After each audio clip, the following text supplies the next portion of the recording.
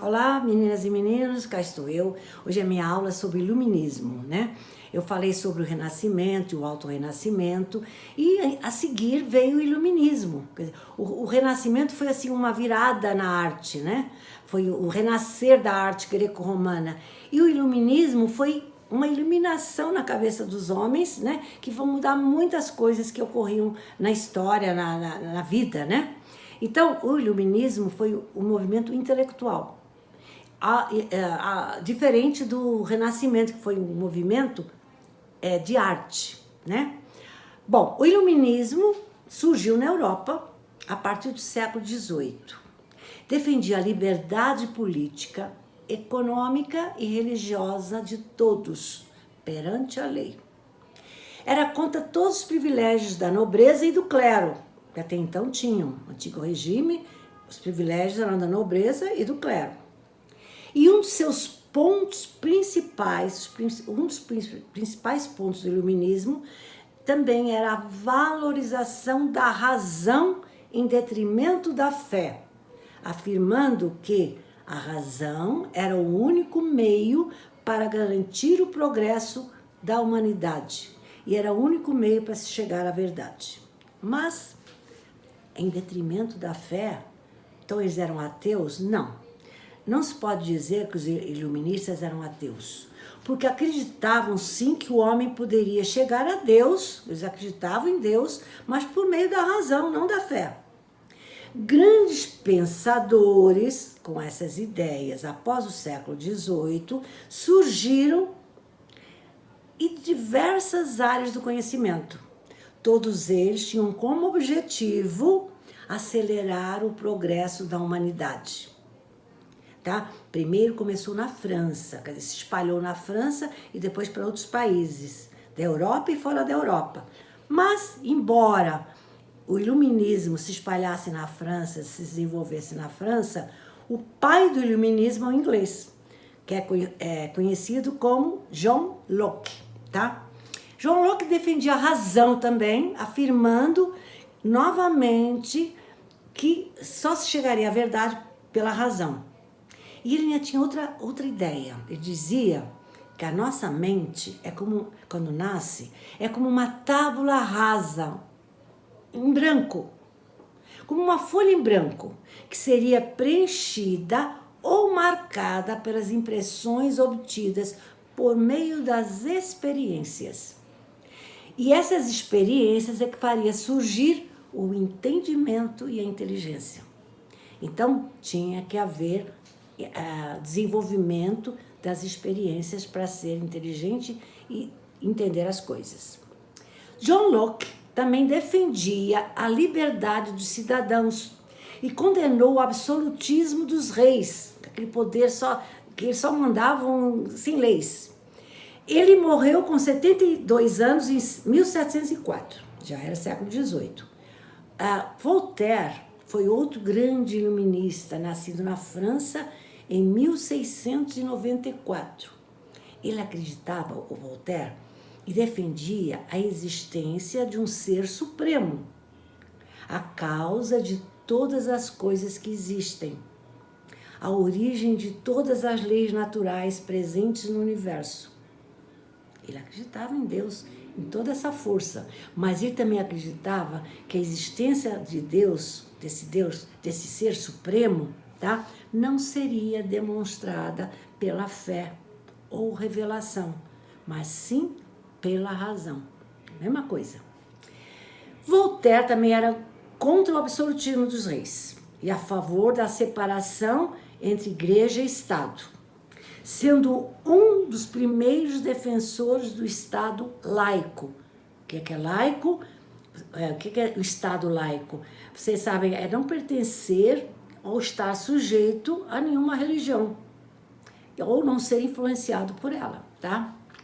A frase mais famosa de Voltaire foi: posso não concordar com o que você diz, posso não concordar, mas defenderei até a morte o seu direito de dizê-lo. Quer dizer, ele mostra aí nessa frase que todos têm que ter liberdade de pensamento e de ideias, tá? Outro grande nome do iluminismo foi Rousseau, Jean-Jacques Rousseau. Por curiosidade, o Rousseau morreu no mesmo ano de Voltaire, só que era 18 anos mais jovem que Voltaire.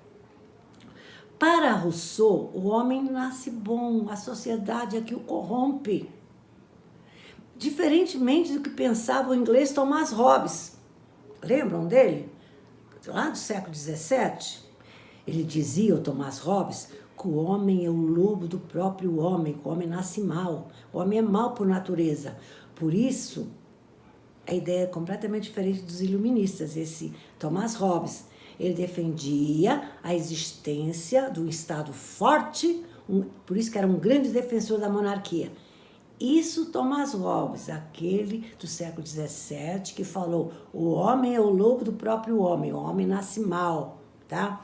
Então é bem diferente dos iluministas, tá? Mas ficou na história. Mas voltando para o iluminismo de Rousseau, que achava que o homem é bom por natureza, ele é bom, diferente de Thomas Hobbes, que dizia que o homem nasce mal. Rousseau dizia que o homem é bom por natureza. Quem o corrompe, quem o estraga, é a sociedade. Aí ele se torna mal. Sua principal e mais famosa obra de Rousseau foi o Contrato Social, que serviu quase como catecismo para a Revolução Francesa. Ele era um grande defensor da liberdade, igualdade e fraternidade. Foi o lema da Revolução Francesa. Rousseau também achava que a educação do homem deve começar desde que nasce, tá? Porque ele é bom, não pode deixar a sociedade estragá-lo. Então, desde que nasce, tem que haver educação, para que a sociedade não o deixe corromper, tá? Outro grande iluminista foi Diderot, que também acreditava na razão como guia, por isso que era um iluminista. Só com a razão, a filosofia é capaz de desvendar a verdade e construir sólido conhecimento. Bem iluminista, esse Diderot. Esse Diderot também ficou famoso também porque estava ligado a uma enciclopédia, eu vou explicar. Em 1728, esse Diderot abandonou a carreira religiosa e em Paris recebeu o título de mestre em artes na Universidade de Paris. Também, como eu falei, foi participativo e influente na chamada enciclopédia, composta de vários volumes. Além dele e de D'Alembert, que também trabalhou na enciclopédia, também trabalharam um grupo de mais de 150 cientistas e filósofos. Trabalharam nessa publicação, né? E ajudando, essa publicação ajudou muitos a espalhar as ideias pela Europa e fora dela, do iluminismo, da razão, etc. Então, não só ideias, todos os conhecimentos. A enciclopédia é considerada um grande acontecimento, né? No século XVIII, por esses cientistas e filósofos, tá? Que ajudou a espalhar o conhecimento e a cultura pela Europa e fora dela. Mas por que o iluminismo surgiu? Por que ele surgiu?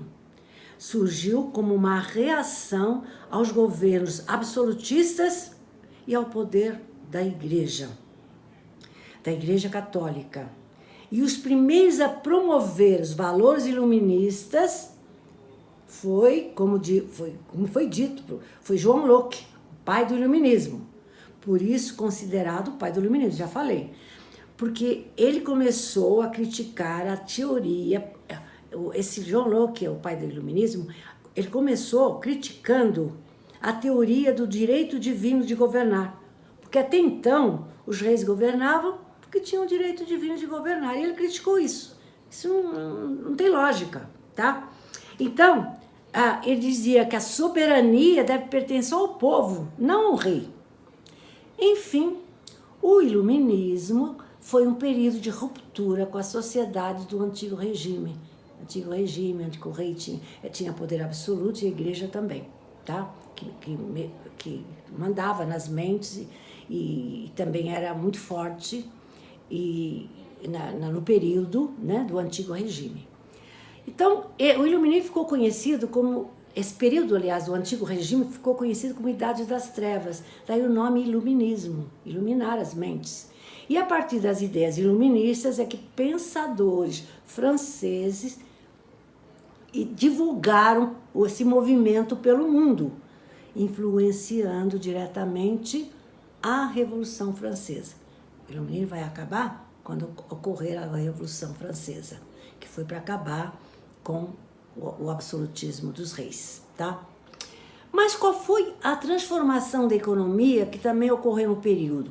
Não foi só cultura, não foi só conhecimento, não foi só a razão. Também houve uma transformação no período da economia.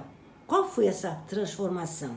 Olha só, até então, o que vigorava na economia era o mercantilismo, que tinha que garantir o enriquecimento do Estado, o fortalecimento do poder real. Por isso, no mercantilismo, havia a intervenção do Estado na economia. Então, nessa época do iluminismo, vai surgir o liberalismo econômico, contrário ao mercantilismo.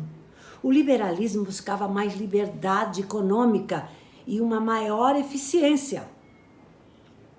Adam Smith, filósofo e economista escocês, é considerado o pai do liberalismo econômico, porque ele defendia a não intervenção do Estado na economia que acontecia no mercantilismo. Ele tinha que haver liberdade, tá? Ele deixou uma frase que ficou famosa, que diz, isso Adam Smith, o pai do liberalismo, a riqueza de uma nação se mede pela riqueza do povo e não pela riqueza dos príncipes. Bom, tem mais alguns itens para falar do iluminismo, né? Mas para terminar, eu vou falar, né, sobre o Montesquieu, porque eu não falei, e ele também era um grande iluminista. Montesquieu, né, ele escreveu um livro chamado O Espírito das Leis. E nesse livro ele sugeriu a divisão do poder em legislativo, que faz as leis, judiciário, que julga, né, ajuda a julgar, e o executivo, que executa as leis. Isso como forma de evitar abusos por parte das autoridades. A ciência também, durante o iluminismo, era dominada por... durante o iluminismo, as ciências eram dominadas por sociedades e academias científicas, não mais por universidades, que eram no Antigo Regime. Eram essas academias e sociedades científicas eram centros de pesquisa e desenvolvimento científicos, sendo considerada a espinha dorsal do amadurecimento da profissão científica, tá?